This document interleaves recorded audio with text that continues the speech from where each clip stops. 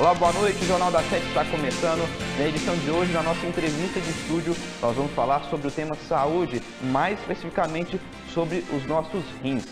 Quarta-feira foi o Dia Mundial do Rim e a gente tem que falar um pouco mais sobre esse órgão tão importante do nosso corpo. O MG Transplante, aqui de Minas Gerais, mostrou que da fila de espera de qualquer tipo de órgão, o mais esperado, o que tem mais demanda são os rins. Por isso, o cuidado é muito importante.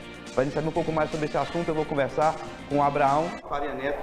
Abraão, boa noite. Boa noite. Tudo bem? Como é que é um prazer. Tudo bem.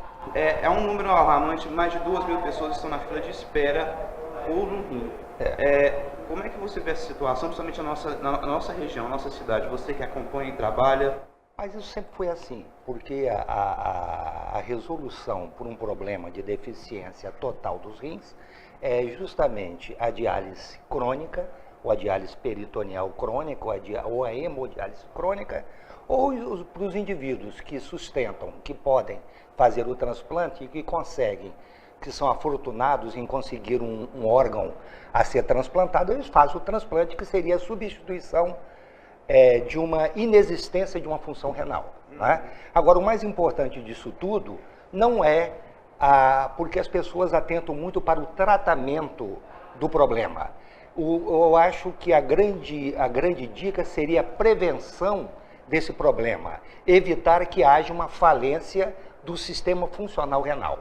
Então, por aí nós vemos pessoas muito gordas, muito obesas, fumando cada vez mais, usando drogas cada vez mais, abusando da saúde, não fazendo os exercícios, né? Não checando periodicamente a pressão arterial, e nós sabemos que a pressão arterial é, na realidade, um dos grandes vilões contra a função renal. Eu quero dizer com isso que o indivíduo que não se preocupa com o tratamento da sua pressão alta, quando tem níveis pressóricos ou níveis de pressão acima do normal, paulatinamente esses rins podem estar sendo injuriados.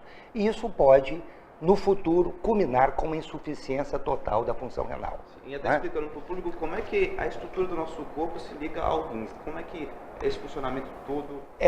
Os rins, nós temos normalmente dois rins, o chamado rim direito, o rim esquerdo, e cada rim é um órgão que fica atrás dos intestinos, né? Por trás do peritônio, daí órgãos retroperitoneais, e que são dois órgãos importantíssimos, não só na formação de urina, não só como órgãos chamados emunctórios, e o nome feio para dizer que são órgãos que põem para fora as toxinas, as coisas indesejáveis ao organismo. Haja vista, por exemplo, que se você tomar uma penicilina, qualquer comprimido de penicilina, e no dia seguinte você vai urinar, você vai sentir o cheiro de penicilina. Se você comer uma beterraba, possivelmente no dia seguinte ou algumas horas após, você vai ter a sua urina tingida pelos pigmentos da beterraba. Né? Algumas vitaminas passam também na urina, e a maioria dos antibióticos são excretados via renal, e a maioria dos medicamentos também são excretados por via renal, por via urinária. Então é uma função extremamente importante, né? E não só com relação à excreção de toxinas e tudo mais, como mil outras funções que os rins executam e que são de vital importância para o equilíbrio fisiológico do organismo. Você chegou no início falando a respeito que seria muito importante trabalhar na prevenção. Exatamente. Você contou várias coisas em questão da alimentação. Como é que a alimentação afeta os nossos rins? Por exemplo, o indivíduo que tem pressão alta e come o chamado sal, esse sal de cozinha, que na realidade aquilo ali é apenas cloreto de sódio, não é?